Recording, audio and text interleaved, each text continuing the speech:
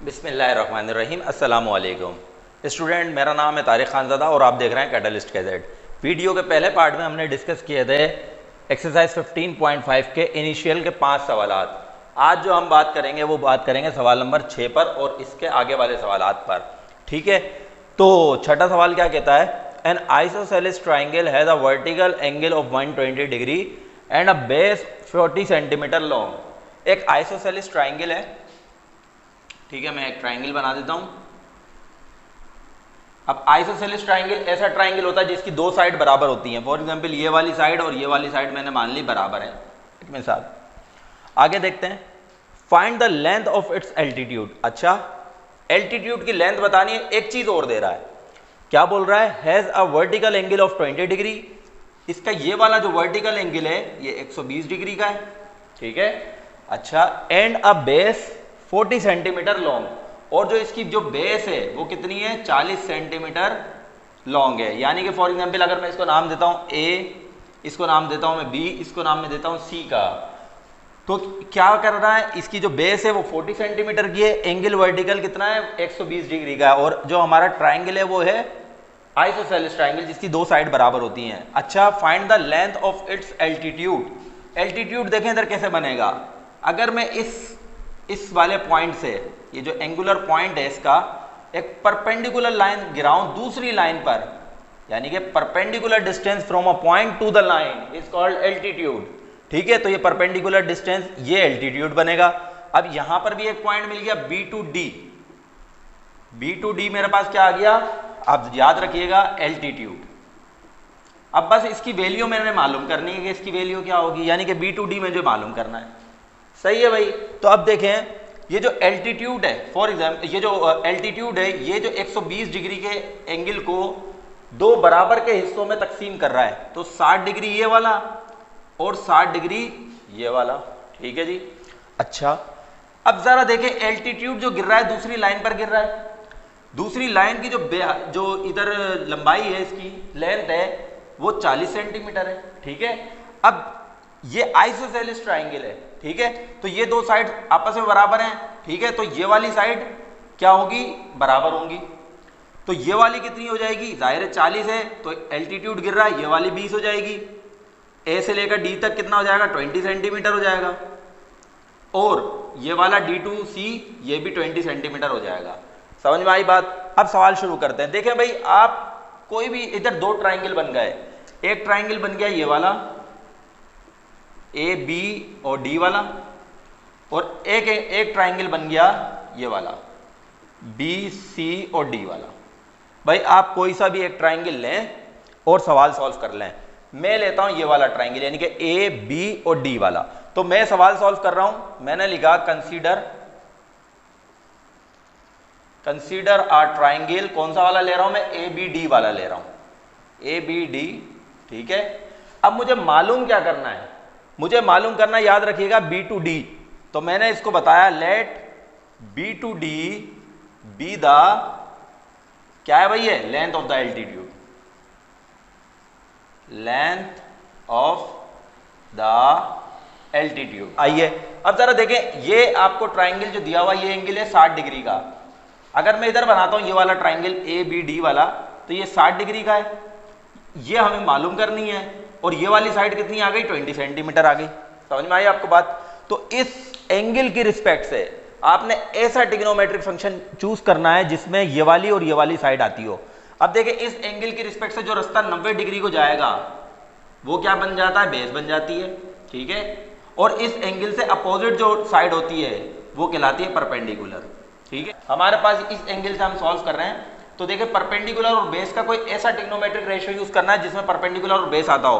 तो मैंने यहां पर लिखा भाई टेंजेंट थीटा बराबर होता है परपेंडिकुलर अपॉन बेस के।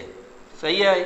अब टेंजेंट थीटा, मैं थीटा कौन सा यूज कर रहा हूं भाई, मेजरमेंट एंगल बी वाला यूज कर रहा हूं, तो measurement angle B is equal to perpendicular मेरा इधर क्या है, A to D, divided by base कितनी है मेरी, बी टू डी, जो मुझे मालूम करनी है। ठीक है जी, मेजरमेंट एंगल बी, इसकी वैल्यूज पुट कर दें, कितना दिया हुआ है, 60 डिग्री दिया हुआ है, is equal to A to D, मुझे मालूम ये मेरा ए टू डी है 20 सेंटीमीटर, डिवाइडेड बाय पर बेस B to D ये मुझे मालूम करना है। ठीक है जी। अब क्या होगा, टेंजेंट 60 की वैल्यू आप निकालेंगे। टेंजेंट 60 होता है साइन 60 डिवाइडेड बाय कॉस 60।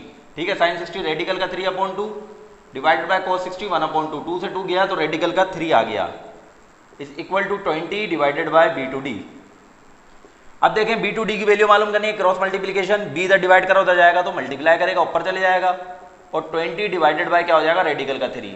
अब इसको आप डिवाइड कीजिएगा, जो भी इसकी वैल्यू आएगी वही आपका आंसर हो जाएगा सेंटीमीटर में। सेंटीमीटर में क्यों, क्योंकि जो बेस दी हुई थी देखें वो 40 सेंटीमीटर में दी थी, तो आंसर भी हम किस में लिखेंगे, 40 सेंटीमीटर में लिखेंगे। तो ये क्या आ गई, लेंथ ऑफ एल्टीट्यूड आ गई B to D। ठीक है, तो अब चलते हैं सवाल नंबर 7 की जानिब। सवाल नंबर 7 पर चलते हैं। A tree of 180 decimetre height, एक दरख्त है उसकी ऊंचाई है 180 डेसीमीटर। ठीक है, on one bank of the river, वो कहां है, दरिया के एक किनारे पर है। ये दरिया बह रहा है और उसके एक किनारे पे दरख्त लगा हुआ है।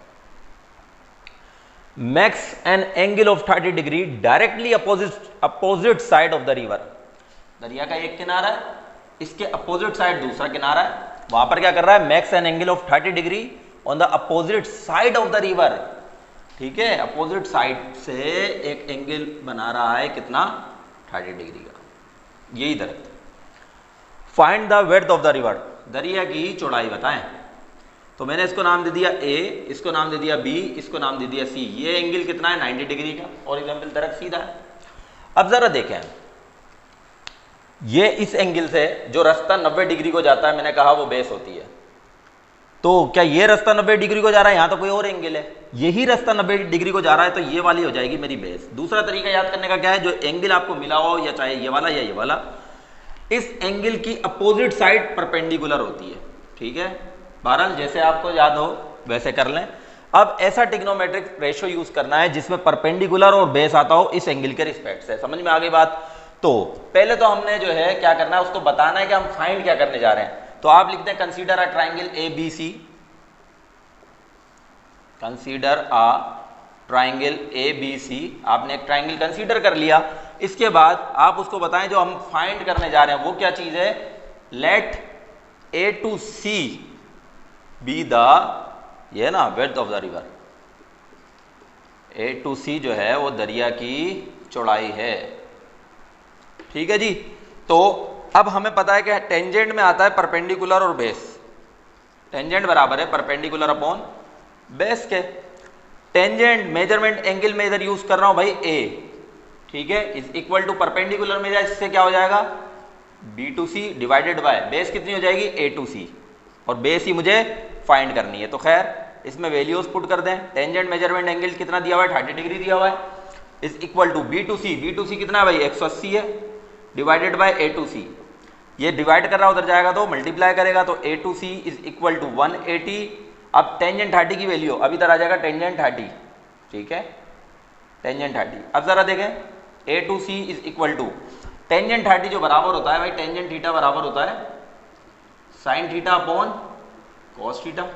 थीटा थीटा सेम, तो अगर मैं टेंजेंट 30 पुट करूंगा उसकी वैल्यू मुझे मालूम करनी है, तो साइन 30 की वैल्यू डिवाइडेड बाय कॉस 30 की वैल्यू। अब जरा देखें साइन 30 की जो वैल्यू होती है वो होती है 1/2, कॉस 30 की होती है रेडिकल का 3/2। 2 से 2 कैंसिल हुआ, साइन 30 की टेंजेंट 30 कितना आ गया, 1/, रेडिकल का 3। तो 180 पहले से लिखा हुआ था, सॉरी 180 पहले से लिखा हुआ था, डिवाइडेड बाय टेंजेंट 30 कितना है, 1/, रेडिकल का 3 आ गया। इसको उलट करेंगे तो ये क्या हो जाएगा, A to C is equal to 180 multiply by radical का 3। अच्छा सवाल किस में दिया हुआ था, एक साइड जो दी हुई थी वो डेसीमीटर में दी हुई थी, तो आपका आंसर भी किस में आएगा, डेसीमीटर में आएगा। ऐसे नहीं लिखना आंसर, इसको कैलकुलेटर से आप मल्टीप्लाई कर देना, जो भी आंसर आया आप वो लिख लेना। ठीक है, उम्मीद है ये सवाल आपको समझ में आया होगा। चलते हैं सवाल नंबर 8 की जानिब। सवाल number 8, the angle of elevation of the top of the hill. Angle of elevation ऐसे बनता है, ठीक है, from a place is of 45 degree. एक प्लेस है, एक हिल है, ठीक है जी, उसके लिए एक प्लेस से एंगल ऑफ एलिवेशन कितना बन रहा है, 45 डिग्री बन रहा है। ठीक है, in going towards the hill 480 metre, from the place, जो प्लेस से 45 एंगल बन रहा था उस प्लेस से हिल की जानिब जो है 480 मीटर का अगर हम सफर तय करें in going towards the hill, hill की जानिब, ठीक है, the angle of elevation of the top become 60 degree. अब यहां से जो एंगल ऑफ एलिवेशन बनेगा वो 60 डिग्री का बनेगा, ठीक है। Find the height of the hill, hill की ऊंचाई बताएं। अब जरा देखें, ये थोड़ा ट्रिकी सवाल आ गया। ये मैंने लिया ए, इसको मैंने नाम दिया बी, इसको नाम दे दिया मैंने सी, ये 90 डिग्री, ये इस पॉइंट को मैंने नाम दे दिया डी। अब बेसिकली आपको पता होना चाहिए ये सारा खेल। देखें, ये वाली साइड तब आएगी जब हमारे पास ये वाली साइड बिल्कुल कंप्लीट हो, ठीक है। तो पहले हम जो है आप देखें यहां से लेकर यहां तक की जो लंबाई है, ये जो बेस है हमारी, वो कितनी होगी आप देख सकते हैं 480 मीटर प्लस D2C। और D2C का जो फासला है ये, इसको मैंने सपोज कर लिया ये x के बराबर है, ठीक है। तो यहां पर क्या होगा, A2C कितना हो जाएगा, A2C ये पूरा फासला यहां से लेकर यहां तक कितना होगा 480 प्लस D2C, जिसको मैंने x सपोज कर लिया। इसका मतलब ये पूरी साइड कितनी आ गई, A2C x 480 प्लस का x। इस वाली साइड जो मुझे फाइंड करनी है उसको मैंने y कंसीडर कर लिया, ठीक है जी। अब जरा देखें, अब मैं सबसे पहले एक ट्राइंगल यूज कर रहा हूं, वो है कंसीडर अ ट्राइंगल। कौन सा वाला, सबसे पहले मैं ABC वाला ले रहा हूं, ABC वाला ले रहा हूं, ठीक है। अच्छा, यहां पर मेरी x है, ये y है। बेसिकली मुझे फाइंड क्या करना है, y करना है। तो मैंने उसको लिखकर बता दिया, लेट y जो आखिर में आएगा B the height of the हिल, जो हमें फाइंड करना है, height of the hill, hill की ऊंचाई कितनी, ये है y है, वो हमें एंड में फाइंड करना है। बहरहाल मैंने कंसीडर कर लिया ABC ट्राइंगल। अब इस ट्राइंगल में एंगल कौन सा दिया हुआ है, ये वाला दिया हुआ है। तो ये पूरी मेरी क्या हो जाएगी, बेस, ये वाली क्या हो जाएगी, परपेंडिकुलर। क्यों, क्योंकि एंगल के अपोजिट साइड परपेंडिकुलर, या एंगल से जो रास्ता 90 डिग्री को जा रहा है वो बेस, बाकी 90 डिग्री वाली लाइन परपेंडिकुलर। तो ये इस एंगल से मैंने एक ऐसा ट्रिग्नोमेट्रिक फंक्शन चूज किया है जिसमें बेस और परपेंडिकुलर आता हो, तो वो है टेंजेंट थीटा। आप कोटेंजेंट भी यूज कर सकते हैं, ठीक है जी। तो मैंने ये यूज कर लिया। अब जरा देखें टेंजेंट थीटा, टेंजेंट में कौन सा यूज कर रहा हूं, मेजरमेंट एंगल ए ले रहा हूं मैं, ये वाला 45 डिग्री वाला, इज इक्वल टू परपेंडिकुलर मेरे पास कितना है भाई, y है, और बेस मेरे पास कितना है 480 प्लस x, सही है। अब इसकी जो है, या आप जो है A2C लिखते, बाद में वैल्यू पुट कर देते। बहरहाल मेजरमेंट एंगल ए पुट करें आप, 45 डिग्री आ गया, is equal to y upon 480 plus का x। अब जरा देखें, टेंजेंट 45 की वैल्यू आप जानते कितनी होती है भाई, वो होती है 1। तो यहां पर मैंने लिखा 1 is equal to y upon 480 plus का x, और 1 is equal to y, sorry, और ये इधर डिवाइड कर रहा है, उधर जाएगा तो मल्टीप्लाई करेगा, तो 480 प्लस का x is equal to y। ये बना दें आप इक्वेशन नंबर 1 बना दें, जब इस ट्राइंगल को आपने क्या किया, कंसीडर कर लिया। तो अब मैं इसको इक्वेशन को आपके लिए मैं जो है ऊपर लिख देता हूं ताकि आपको सही तरह समझ में आ जाए ये बात, ठीक है।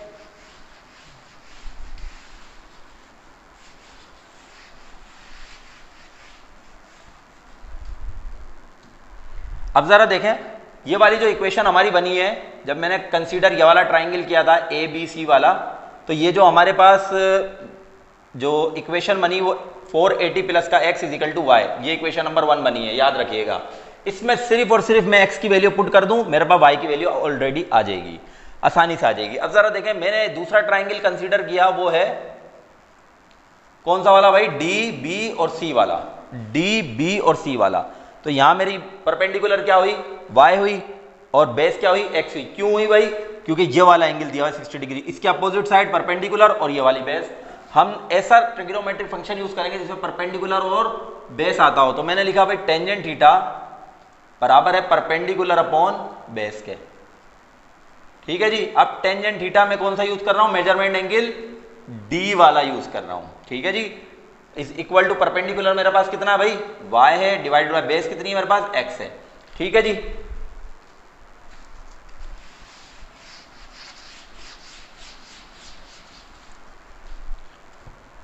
अब जरा देखें, मेजरमेंट एंगल D वो कितना दिया हुआ है 60 degree, is equal to y को मेरे पास नहीं है, बी वैल्यू एक्स की भी नहीं है। Tangent 60 sine 60 divided by cos 60 यानी कि रेडिकल का 3 is equal to y upon x. अब एक्स डिवाइड करा उधर जाएगा तो मल्टीप्लाई करेगा, तो एक्स रेडिकल का 3 या रेडिकल का 3 multiply by x is equal to y. इसको बना दें इक्वेशन नंबर 2। भाई देखें किसी भी दो इक्वेशन की अगर दो राइट हैंड साइड बराबर होती है तो उनकी लेफ्ट हैंड साइड भी बराबर हो जाती है। तो हम लिखेंगे कंपेयरिंग इक्वेशन नंबर 1 एंड 2। जब हमने कंपेयर किया इन दोनों की राइट हैंड साइड बराबर है तो लेफ्ट हैंड साइड भी बराबर हो जाएगी, तो हो जाएगा 480 प्लस का x is equal to x radical का 3। अब देखें जरा x इधर क्या कर रहा है, प्लस कर रहा है, उधर जाएगा तो माइनस करेगा, तो 480 is equal to x radical का 3 माइनस का x। इसको आप जब माइनस करेंगे, ठीक है, बेसिकली जो है ये जो लिखा हुआ है असल में तो ये ऐसे लिख दें आप, तो आपको हो सकता है कोई आसानी हो जाए कि रेडिकल के 3x में से माइनस करना x, ठीक है, x मैंने पीछे लिख दिया। तो अब इसको आप कैलकुलेटर से माइनस करें, देखते हैं क्या आंसर निकलता है। जी तो स्टूडेंट हमने इसको माइनस किया कैलकुलेटर से, तो ये आंसर आया 0.732x आ गया। अब देखें x की वैल्यू मुझे फाइंड करनी है, ये इधर मल्टीप्लाई करा है तो इसके नीचे जाके डिवाइड करेगा, ठीक है, तो ये is equal to x separate हो चुका है। यहाँ पर ये दोनों डिवाइड करेंगे तो आंसर आ रहा है 655.7। ये x की वैल्यू आ रही है, इसको हम ऐसे भी लिख सकते हैं x इज इक्वल टू ये साइड इधर ये साइड उधर 655.7 पुट इन इक्वेशन नंबर 1। जाहिर है x की वैल्यू आ गई और इक्वेशन नंबर 1 क्या है हमारी, ये है। अगर मैं इसमें x की वैल्यू पुट करता हूँ तो मेरे पास किसकी वैल्यू आ जाएगी, y की वैल्यू आ जाएगी। तो पुट इन इक्वेशन नंबर 1, तो इक्वेशन नंबर 1 क्या है मेरे पास, 480 प्लस का x is equal to y। 480 same x की वैल्यू क्या है हमारे पास 655.7 इज इक्वल टू y। जब हमने इसको प्लस किया तो आपका आंसर आ रहा है 1135.7, ठीक है, इज इक्वल टू y। अच्छा ये मीटर में लिखना है भाई, क्योंकि एक ये देखें 480 मीटर में दिया हुआ था, तो इसको हम ऐसे करके लिख सकते हैं y is equal to 1135.7 metre, ठीक है जी। ये y की वैल्यू आ गई, यानी कि ये जो थी आपकी रिक्वायरमेंट थी हाइट ऑफ द हिल, ठीक है। तो चलते हैं अब सवाल नंबर 9 की जानिब। सवाल number 9, Ali is standing in a stream, find that the measure of angles of elevation of two trees of height 6 meter and 8 meters on opposite side in the line with him। Ali जो है एक जगह पर मौजूद है, stream में मौजूद है। स्ट्रीम ऐसी जगह होती है जहाँ से पानी का फ्लो हो रहा होता है, ठीक है, रास्ता एक चौड़ा सा रास्ता जहाँ से पानी का फ्लो हो रहा हो। अब जरा देखें अली उस जगह पर मौजूद है और in the line with him, ये लिखी हुई है line, opposite bank in the line of him, यानी कि एक लाइन है अली से, ठीक है, और अली के दोनों तरफ यानी कि अपोजिट साइड, अपोजिट बैंक, दोनों किनारों पर, अपोजिट किनारों पर दो दरख्त हैं। एक की ऊंचाई है 8 मीटर और पहले वाले की ऊंचाई है 6 मीटर। पहला मैंने क्यों बोला, क्योंकि पहले 6 दिया हुआ था, ठीक है, ये बात याद रखिएगा। ये क्या कर रहे हैं, दोनों दरख्त के लिए एंगल क्या बन रहा है अली से, जहां पर अली मौजूद है इस पॉइंट पे, दोनों दरख्त के लिए जो एंगल बन रहा है वो एंगल ऑफ डिप्रेशन नहीं बोला उसने, बल्कि एंगल ऑफ एलिवेशन बोला है। एंगल ऑफ एलिवेशन ये रहा, ठीक है, ये लफ्ज ये रहा। Are of 30 degree and 45 degree respectively, ये जो बोला ना, यानी कि 30 डिग्री एंड 45 रिस्पेक्टिवली का मतलब ये है कि पहले वाले के लिए ये एंगल, दूसरे वाले के लिए ये एंगल। तो 6 मीटर के लिए 30 डिग्री और 45 किसके लिए है, 8 मीटर वाले दरख्त के लिए, ठीक है जी। ये 8 मीटर हाइट है, ये 6 मीटर हाइट है। अली यहां पर खड़ा हुआ है। अब मालूम क्या करना है, find the width of the stream, इधर से लेकर इधर तक का फासला बताना है। ये चौड़ाई है स्ट्रीम की। अब जरा देखें भाई, एक ट्राइंगल ये बना है जिसको मैंने नाम दिया A, B और C, सिंपल। इसको नाम दे दिया D और इसको नाम दे दिया मैंने F, सॉरी D और E, C D E। तो A B C D E मैंने ये 5 नाम दे दिए। अब जरा देखें यहां से लेकर यहां तक का जो फासला है वो बेसिकली है क्या, ये हमें मालूम करना है एक चीज तो, मगर वो है क्या, A to E की लेंथ है। बेसिकली क्या है, A to E की लेंथ है। अब A to E की लेंथ हम ऐसे भी लिख सकते हैं, A to C plus C to E, लिख सकते हैं क्या नहीं लिख सकते, लिख सकते हैं बिल्कुल। A to E ये पूरा है इज इक्वल टू ये पूरा, इस छोटा और इस छोटे को अगर हम प्लस करें तो दोनों बनते हैं A to C plus C to E। तो इसका मतलब अगर मुझे ये मिल जाए और मुझे ये मिल जाए हाँ, दोनों को मैं क्या कर लूंगा, प्लस करूंगा तो मुझे स्ट्रीम की चौड़ाई मिल जाएगी। तो आप देखें इस ट्राइंगल में ए बी सी, सबसे पहले मैंने इसको ये कंसीडर किया, consider triangle A B and C, consider कर लिया ए बी सी। अब इस दर से जो है मुझे मालूम क्या करना है, सबसे पहले आप उसको पहले ही लिख दें, let A to C, sorry A to E be the width of the stream. Stream की चौड़ाई जो है भाई वो क्या है, ए टू ई। अब हमें जो है इस एंगल से, इस ट्राइंगल में ये वाले में ये एंगल दिया हुआ है, ये वाली साइड मेरी क्या हो जाएगी, बेस हो जाएगी। आपको पता है क्यों भाई बेस क्यों होगी, क्योंकि इस एंगल के अपोजिट साइड परपेंडिकुलर होती है, या फिर इस एंगल से जो रास्ता 90 डिग्री को जा रहा है वो बेस, 90 डिग्री वाली लाइन परपेंडिकुलर। तो मुझे क्या करना है, ये चीज मालूम करनी है, ए टू सी सबसे पहले, ठीक है। इस ट्राइंगल की मदद से ए टू सी मुझे निकालना है, तो बेस और परपेंडिकुलर का मुझे यूज करना है। तो मैंने कहा कि भाई टेंजेंट थीटा बराबर होता है परपेंडिकुलर अपॉन बेस के, सिंपल। टेंजेंट में जो यूज करूंगा यहां पर वो यूज होगा tangent measurement angle C use कर रहा हूं, इज इक्वल टू परपेंडिकुलर भाई मेरी कितनी है, B to A divided by base कितनी है मेरी, ए टू सी। ये मुझे मालूम करनी है। खैर वैल्यूज पुट करते हैं, टेंजेंट मेजरमेंट एंगल सी की वैल्यू कितनी है भाई, 30 डिग्री है जो गिवन है, is equal to B to A कितना है मेरे पास भाई, 6 मीटर है, divided by A to C. ठीक है जी। अब जरा देखें cross multiplication, A to C इधर चला गया, 6 मीटर इधर ऑलरेडी लिखा हुआ है। टेंजेंट 30 की वैल्यू क्या होती है, 1 अपॉन रेडिकल का 3 होती है, 1 अपॉन रेडिकल का 3। इसको उलट कर दें तो ए टू सी कितना आ जाएगा मेरे पास, 6 रेडिकल का 3 मीटर। सही है। ये एक चीज आई है, याद रखिएगा, ये क्या आई है मेरे पास, एक चीज ये वाली। अब मुझे क्या फाइंड करनी है, ये मालूम करना है सी टू ई। तो सी टू ई कैसे मालूम होगा, जब मैं कंसीडर करूंगा एक ट्राइंगल सी डी और ई वाले को। जब मैं इस ट्राइंगल को कंसीडर करूंगा तो मेरे पास इस एंगल के रिस्पेक्ट से ये बेस, ये परपेंडिकुलर। ठीक है जी। तो फिर मैं वही टेंजेंट थीटा लगाकर बेस निकाल लूंगा जो है सी टू ई। ठीक है। और उसके बाद आखिर में ए टू सी और जो सी टू ई में निकालूंगा, उन दोनों को मैं ऐड करूंगा तो मेरे पास क्या बन जाएगा, ए टू ई बन जाएगा, जो कि स्ट्रीम की चौड़ाई है। तो अब चलते हैं ट्राइंगल दूसरे को सॉल्व करते हैं और सी टू ई मालूम करते हैं। कंसीडर ट्राइंगल कौन सा ले रहे हैं इस बार, सी डी और ई वाला ले रहे हैं। ठीक है। टेंजेंट थीटा आप यूज करोगे और वो क्या है, परपेंडिकुलर अपॉन बेस। मैंने आपको समझा दिया ये क्यों यूज किया। तो टेंजेंट मेजरमेंट एंगल जो मैं यूज करूंगा वो होगा C is equal to perpendicular मेरी कितनी है, D to F D to E divided by base मेरी कितनी है, सी टू ई।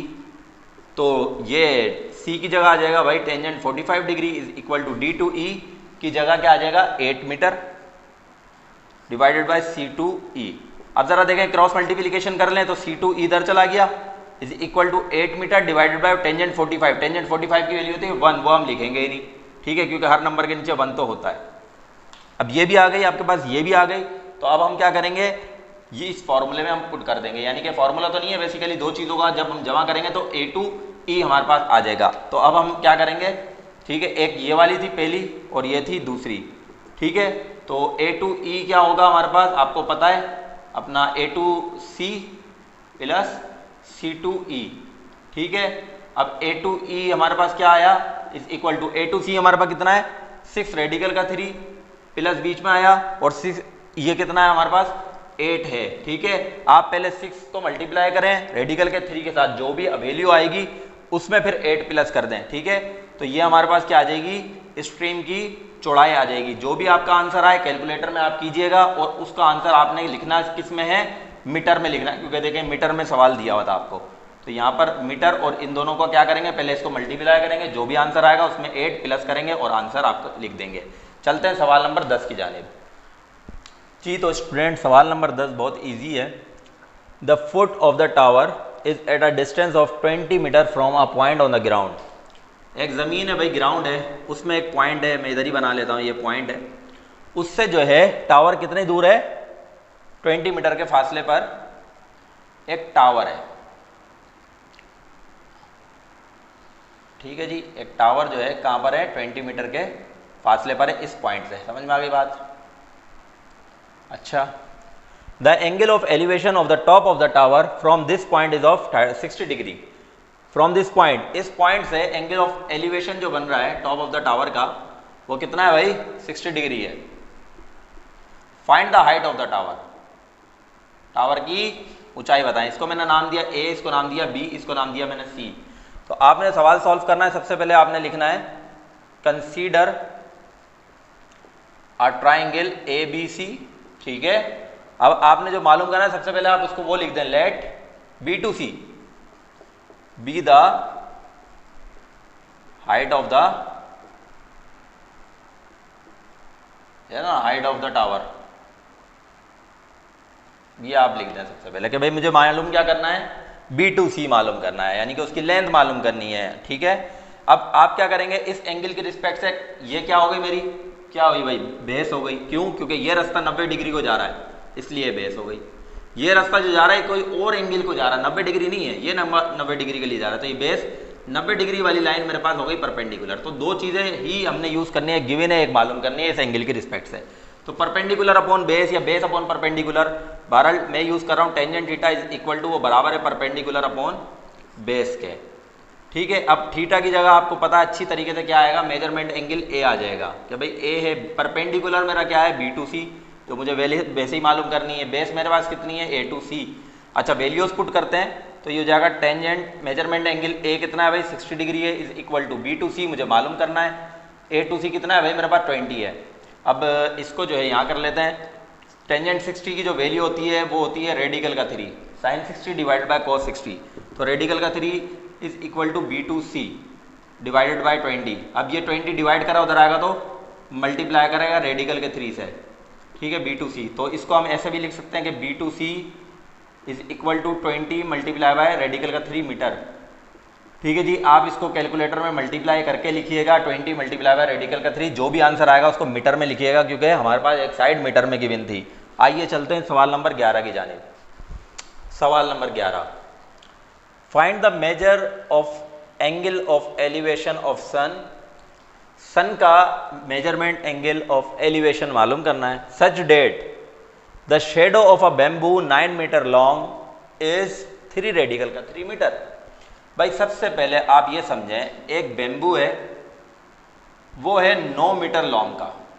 बैम्बू बेसिकली बांस को कहते हैं, बांस नहीं होता है डंडा जो होता है वो वाला, वो 9 मीटर लॉन्ग है, जाहिर है। अच्छा, ये बात को समझे, the shadow of bamboo 9 metre, bamboo 9 metre का है, उसका शेडो इज 3 रेडिकल का 5 है।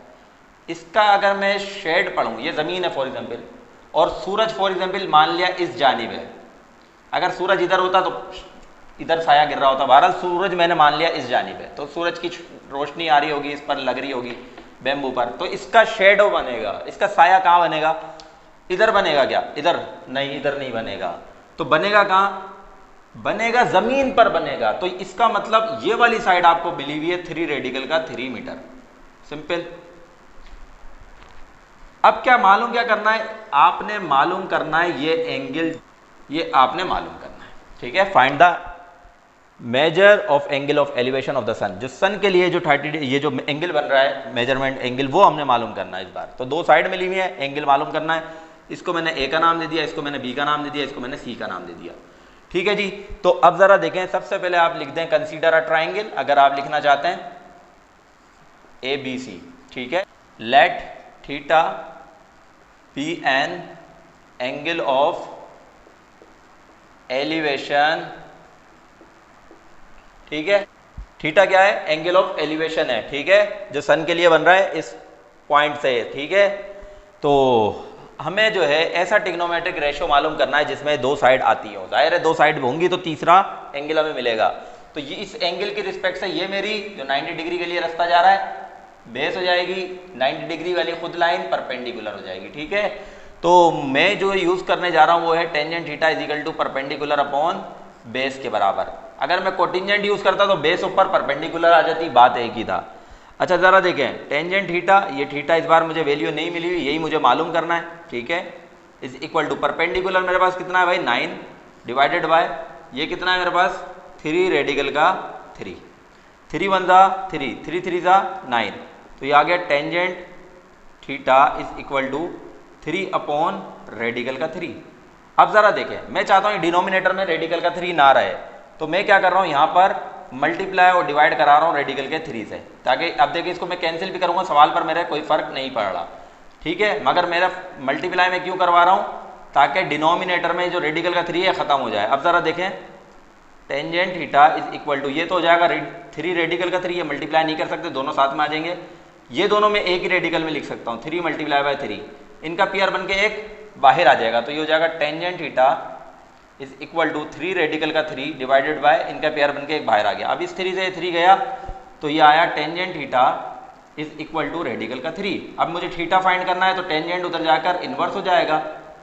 अब टेंजेंट इनवर्स रेडिकल का 3, अब आप सिंपल ये देखेंगे भाई टेंजेंट की वैल्यू रेडिकल का 3 किस एंगल पर होती है, किस डिग्री एंगल पर होती है, 30 पर होती है, 45 पर होती है, 0 पर होती है, 90 पर होती है, 60 पर होती है। तो टेंजेंट जो रेडिकल का 3 की जो वैल्यू आती है वो होती है 60 डिग्री पर, तो यहां पर आ जाएगा 60 डिग्री, ठीक है। आप कैलकुलेटर में भी लिखेंगे टेंजेंट इनवर्स रेडिकल का 3, तो भी आपको 60 डिग्री वो शो करा रहा होगा। आइए चलते हैं सवाल नंबर 12 की जानिब जी। तो सवाल नंबर 12 करते हैं। An artificial satellite directly above a city A, एक सिटी है फॉर एग्जाम्पल, उसका नाम है ए, उससे अगर हम सीधा ऊपर चले जाएं तो वहां पर एक सैटेलाइट मौजूद है, ठीक है। Is at a distance of 692 kilometre, यानी कि इस ए सिटी से सैटेलाइट जो है 692 किलोमीटर के फासले पर है अप्रोक्सीमेटली, ठीक है। ये सैटेलाइट है सिटी ए से कितना ऊपर है, 692 kilometre. The distance between the city A and the another city B, एक सिटी और है उसका नाम है बी, और इन दोनों का जो डिस्टेंस है वो कितना है, 400 किलोमीटर का, ठीक है। Find the measure of angle of depression of the city B from the artificial satellite. Artificial satellite जो है इससे बी के लिए एक एंगल बन रहा है, एंगल ऑफ डिप्रेशन, वो मालूम करना है। अब याद रखना भाई, जब भी पैरेलल लाइन होती है ना, पैरेलल लाइन, और उनको कोई एक लाइन इंटरसेक्ट कर रही होती है, तो आप जरा देखें ये वाला एंगल और ये वाला एंगल, ये दोनों आपस में कहलाते हैं अल्टरनेट एंगल, ये दोनों आपस में बराबर होंगे, समझ में आ गई बात। तो यहां पर ये वाला, ये लाइन और ये लाइन पैरेलल है, ये एंगल इस एंगल के बराबर होगा, तो मैंने इसको यहां से मान लिया ये वाला एंगल, ठीक है। अब मैं जो सवाल सॉल्व करूंगा वो इस एंगल के रिस्पेक्ट से सॉल्व करूंगा, यही मुझे मालूम करना है। मेरे पास इस एंगल के रिस्पेक्ट से ये 90 डिग्री के लिए रास्ता आ रहा है, तो ये हो गई बेस, ये हो गई मेरे पास परपेंडिकुलर। तो मैंने ऐसा ट्रिग्नोमेट्रिक फंक्शन यूज करना है जिसमें परपेंडिकुलर और बेस आता हो। तो सबसे पहले आप लिख दें कंसीडर अ ट्राइंगल, अगर आप लिखना चाहते हैं तो consider a triangle A B C, आपने कंसीडर कर लिया एक ट्राइंगल, ठीक है। लेट, आप उसको बता दें theta be an angle of depression. Beta जो है वो बेसिकली, ये जो थीटा है वो बेसिकली एंगल ऑफ डिप्रेशन है। ऐसा ट्रिग्नोमेट्रिक फंक्शन यूज करेंगे जिसमें टेंजेंट मतलब परपेंडिकुलर और बेस आता हो, ठीक है, ताकि थीटा निकल जाए। तो टेंजेंट ऐसा फार्मूला है जिसमें परपेंडिकुलर और बेस आता है। थीटा क्या रखेंगे इस बार हम, जो हमें मालूम करना है, परपेंडिकुलर मेरी कितनी है 692, ठीक है, डिवाइडेड बाय ये मेरी कितनी है 400। 2 के टेबल से काटते हैं इसको, रफ वर्क में काटते हैं। अपना ऊपर लिखा है 692 डिवाइडेड बाय 400, 2 के टेबल से काटते हैं, 2 3 ज़ा 6, 2 4 ज़ा 8, 2 6 ज़ा 12। अब यहाँ पर क्या होगा 200, 2 1 ज़ा 2, 1 दिया इसको, 2 7 ज़ा 14, 2 3 ज़ा 6 और 200 ज़ा ये आ गया। तो ये जो आंसर आया इसका वो आया tangent theta is equal to 173 divided by 100। अब ये दोनों किसी एक टेबल में नहीं आ रहे, तो हम क्या करेंगे, कैलकुलेटर की मदद से इसको सॉल्व करेंगे, ठीक है। तो ये theta is equal to tangent inverse, ठीक है। जब 100 से हम इसको डिवाइड करेंगे तो ये क्या होगा, पॉइंट इस तरफ जाएगा, ये 2 0 कट जाएंगे, यानी कि इसका आंसर आएगा 1.73। अब ये देखें आप किस एंगल पर जो है टेंजेंट इनवर्स 1.73 वैल्यू होती है, तो tangent theta is equal to आपको मिलेगा 60 डिग्री। ठीक है, जब आप कैलकुलेटर में लिखेंगे टेंजेंट इनवर्स 1.73 तो वो बनेगा रेडिकल का 3, यानी कि टेंजेंट इनवर्स रेडिकल का 3 ले लें, या टेंजेंट इनवर्स 1.73 जैसे ही कैलकुलेटर में आप लिखेंगे तो 60 डिग्री का एंगल आपको मिल जाएगा। तो ये एंगल ऑफ डिप्रेशन हमारे पास आ गया। उम्मीद है यह सवाल आपको समझ में आया होगा। अब चलते हैं सवाल नंबर 13 की जानिब।